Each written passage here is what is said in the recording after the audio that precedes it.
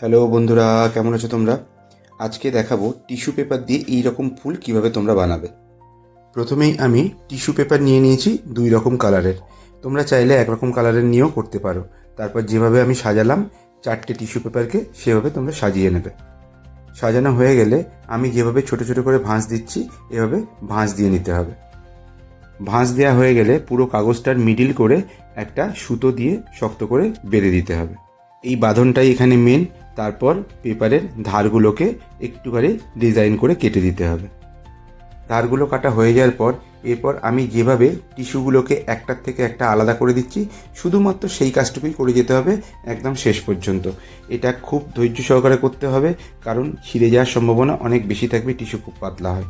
এইভাবে প্রত্যেকটা পেপার, কারণ এখানে 3-4টে লেয়ার তৈরি হয়েছে, প্রত্যেকটা লেয়ারকে একটা থেকে আর একটা আলাদা করে দিতে হবে।